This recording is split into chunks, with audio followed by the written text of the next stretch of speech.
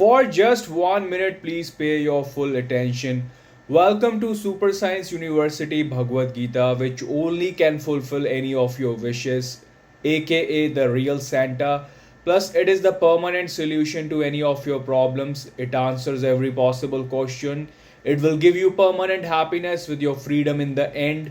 The highest, most prime, most secret, and the only complete knowledge, which is the source of everything. Please refer to Yatharth Gita by Swami Adgaranand on yatharthgita.com or Spotify, which is the only genuine and complete source of knowledge. Please note incomplete knowledge is dangerous since without it you will stay ignorant. Now, a father and a mother, both of whose life have been the quest for knowledge, the womb that they will create will definitely be easiest for a soul seeking knowledge.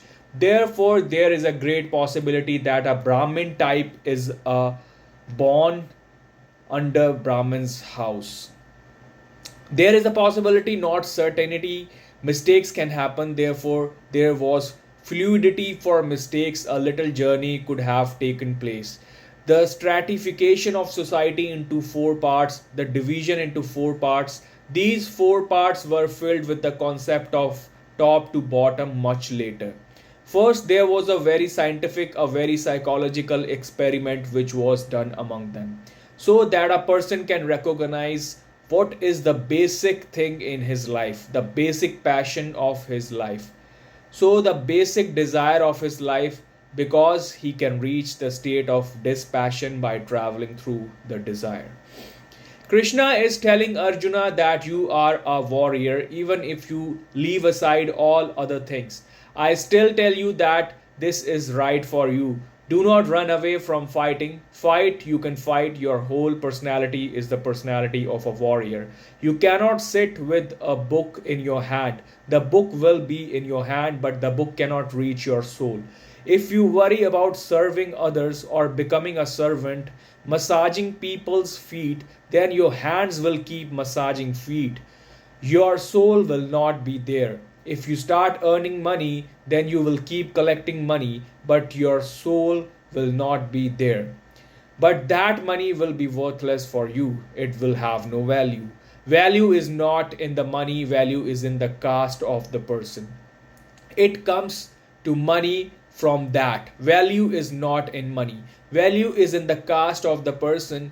If money comes in the hand of a Vaishya, then it has value. In the hands of a warrior, money can have only that much value that he can buy a sword. It has no value other than that. There is no intrinsic value of money in the hands of a warrior. Yes, there can be external value that he can buy a sword. In the hands of a Brahmin, money has no meaning at all. It is a pot. That is why Brahmins will keep on blaming money. A Vaishya never understands what the matter is. This cannot happen. It will appear to him that nothing can work in this world. Money is running everything. Therefore, whatever systems have been formed in the world till now, they too are deep down transformations of the systems of castes. Till now, no system on earth has been formed of Brahmins. There is a possibility in the future. Today, very intelligent people in the West are talking about meritocracy, so a time may come when there will be a system of Brahmins in the world. Perhaps scientists will become so influential in the next 50 years that politicians will have to vacate their place on their own. Even now, they have become very influential. Even now, the biggest war depends on a scientist as to who will win. If Einstein had been in Germany, the calculation of victory would have been different. Einstein was in America, so the calculation was different. If Hitler regrets any mistakes even now in hell, then he would regret only one mistake: he let his Jew escape. That was the mistake. This would be such a big decision on one man to let the Jews escape. Knowledge is becoming decisive. Kshatriya have ruled the world. Vaishya are ruling America today. Shudras are ruling Russia and China today. Shudra means proletariat. Shudra means one who has served till now, but has served a lot. Now he says, move aside, now we want to own as well. So there comes the production.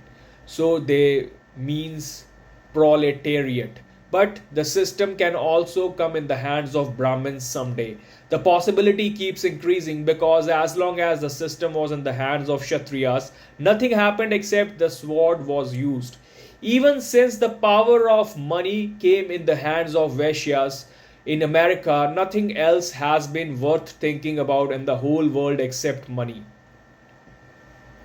And ever since the system has come in the hands of proletariat, servants, workers, they have been engaged in destroying whatever good things our aristocracy has created in the world. When Brahmins rule the world, that is when the society is well maintained. So, good things aristocracy had created in the world. What they are calling cultural revolution in China is not cultural revolution but cultural murder.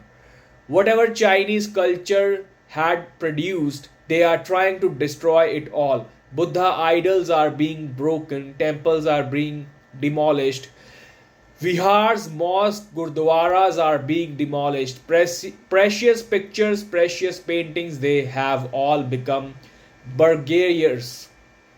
They are all being set on the fire. So they all have become burglars.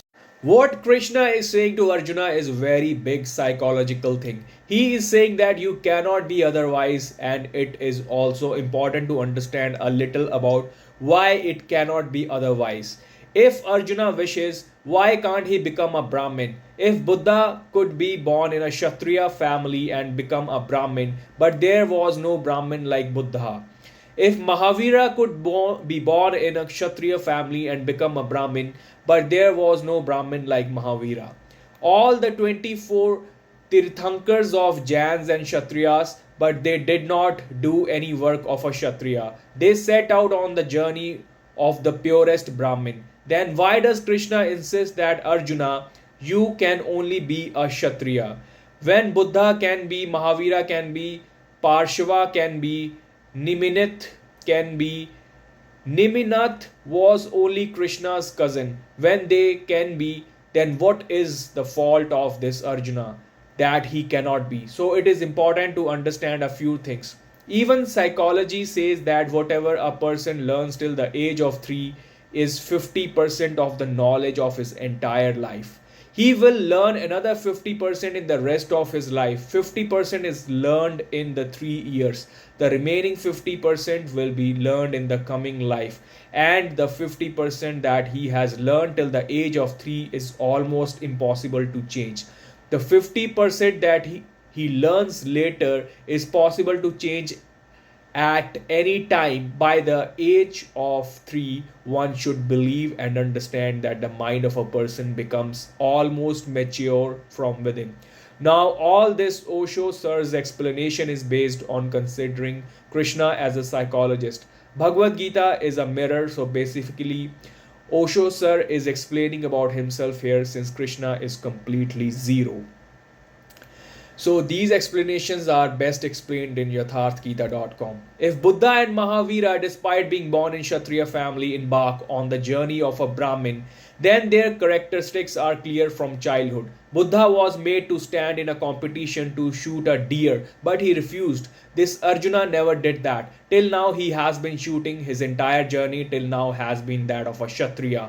Today suddenly, unexpectedly, in a moment, he started saying no. So the structure of his personality is not such that it can be changed. All his preparation, all his education, all his conditioning has been done very systematically for a Kshatriya. Today suddenly he cannot run away.